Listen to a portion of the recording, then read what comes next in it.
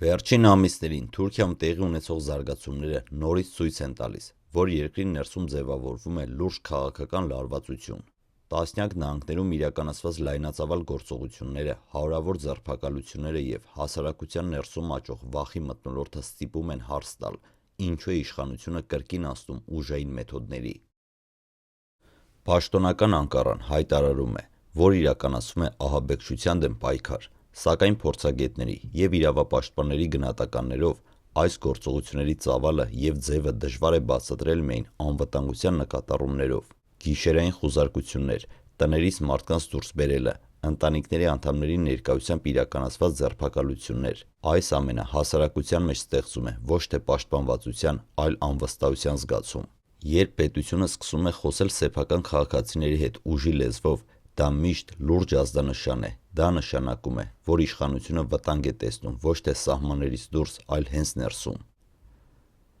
Թուրքիայի դեպքում այս երևույթը նոր չէ, սակայն վերջին գործողությունների մասշտաբը վկայում է, որ քաղաքական վախերը կրկին ակտիվացել են։ Թուրքիայում ահաբեկչություն եզրույթը տարիների ընթացքում դարձել է չափազանց լայն կիրառվող հասկացություն։ Այն օգտագործվել է տարբեր քաղաքական ճգնաժամերի ժամանակ, արդարացնելու խիստ միջոցառումները։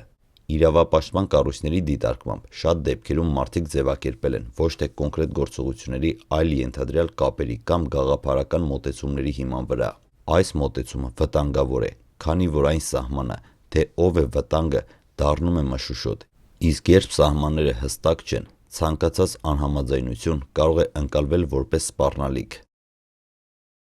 Թուրքական հասարակությունը այս գործընթացներին արձագանքում է տարբեր կերպ։ Մի մասը հավատում է իշխանությունների բացատրություններին եւ կարծում, որ խիստ քայլերը անհրաժեշտ են անվտանգության համար։ Սակայն կա նաև հասարակության լայն շերտ, որը մտահոգված է։ Նրանք հարց են տալիս, եթե ամեն ինչ օրենքի շրջանակում է, ինչու են գործողությունները իրականացվում գիշերով, ինչու են փաստերը փակ մնում հանրությունից։ Այս հարցերը առայժմ հստակ պատասխաններ չեն ստանում։ Թուրքիայի ներկա քաղաքական իրավիճակը հնարավոր չէ հասկանալ առանց անդրադառնալու Ֆեթուլա Գյուլենի շարժմանը։ 2000-ականների սկզբին Գյուլենը եւ նրա կառույցները համարվում էին Էրդողանի իշխանության կարևոր դաշնակիցները։ Նրանք աջակցում էին իշխող կուսակցության քաղաքական վերելքին եւ ներկայացվում էին որպես բարեփոխումների կողմնակից ուժ։ Այդ տարիներին Էրդողանն ու Գյուլենը միասին պայքարում էին հին քաղաքական համակարգի դեմ, սակայն ժամանակի ընթացքում այդ համագործակցությունը վերածվեց խորը հակամարտության։ Էրդողանը սկսեց ընկալել Գյուլենի շարժումը որպես պետություն պետության մեջ, կազմակերպված ցանց, ֆինանսական հնարավորություններ, ազդեցություն կրթության ու մեդիայի ոլորտում։ Սա արդեն իշխանության համար լուրջ սպառնալիք էր։ 2016 թվականի ռազմական հեղաշրջման փորձը դարձավ Թուրքիայի նորագույն պատմության ամենավճռորոշ պահերից մեկը։ Այդ իրադարձությունը կտրուկ փոխեց իշխանության վերաբերմունքը ներքին ընդդիմության նկատմամբ։ Հեղաշրջումից հետո սկսվեցին աննախադեպ մաքրումներ, տասնյակ հազարավոր մարդիկ հեռացվեցին պետական համակարգից, հազարավորները ձերբակալվեցին կամ ենթարկվեցին հետապնդման։ Շատ վերլուծաբանների կարծիքով, հենց այդ պահից Էրդողանը սկսեց գործել ոչ թե որպես քաղաքական առաջնորդ, այլ որպես իշխանությունը պաշտպանող ղեկավար։ 2016-ից հետո Թուրքիայում ձևավորվեց նոր քաղաքական իրականություն։ Իշխանության համար առաջնահերթ դարձավ ոչ թե հանրային վստահությունը, այլև վերահսկողությունը։ Այսօր տեղի ունեցող մասսայական ձերբակալությունները շատերի կողմից ընկալվում են որպես այդ քաղաքականության շարունակությունը։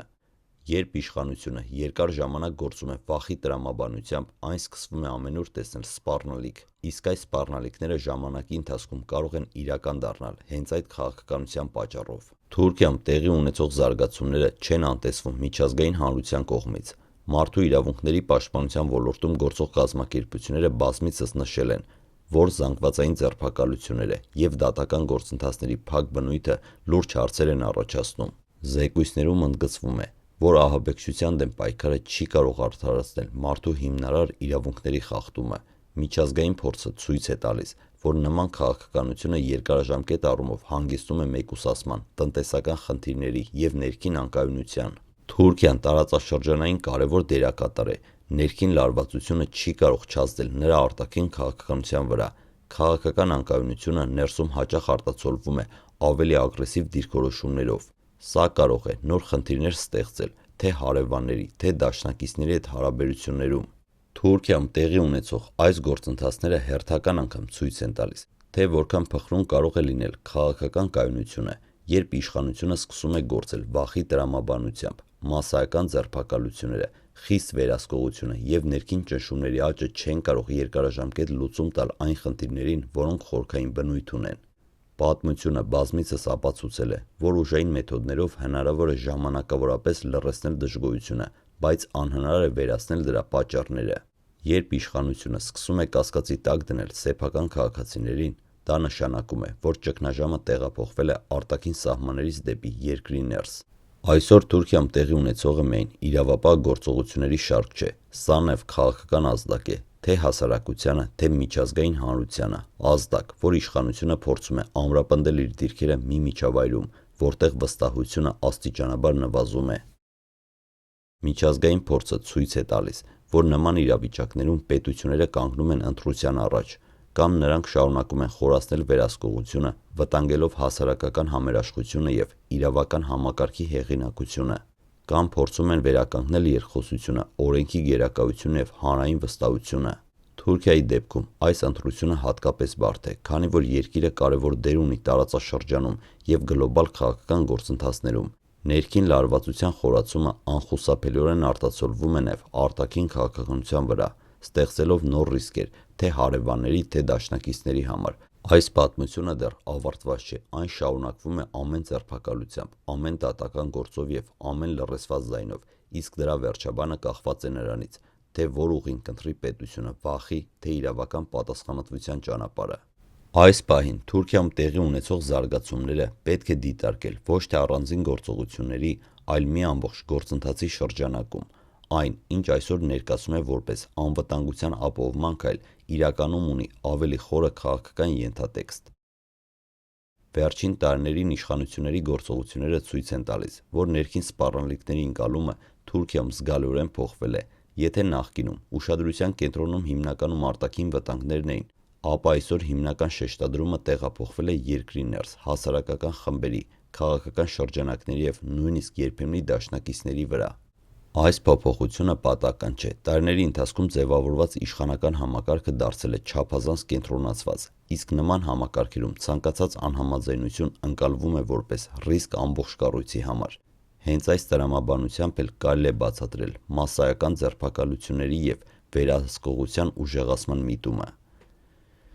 Միևնույն ժամանակ, հասարակության ներսում ձևավորվում է լռության մթնոլորտ։ Մարդիկ սկսում են խուսափել, բաց կարծիք արտահայտելուց, վախենալով իրավական կամ սոցիալական հետևանքներից։ Սա վտանգավոր գործընթաց է, որովհետև լռությունը երբեք չի նշանակում համաձայնություն։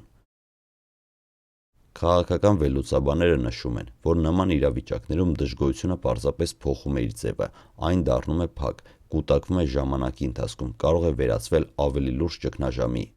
Այս ֆոնին իշխանությունները կանգնած են բարդ խնդրի առաջ, որքան շատ է ուժեղացվում վերահսկողությունը, այնքան ավելի է խորանում անվստահությունը, իսկ անվստահության խորացումը երկարաժամկետ առումով կարող է դառնալ հենց այն գործոնը, որից իշխանությունը փորձում է խուսափել։ Այսպիսով, Թուրքիայում տեղի ունեցող գործընթացները շարունակվում են զարգանալ առանց հստակ պատասխանների այն հարցին, թե որտեղ է ավարտվում անվտանգության անհրաժեշտությունը և որտեղ է սկսվում քաղաքական վախի կառավարումը։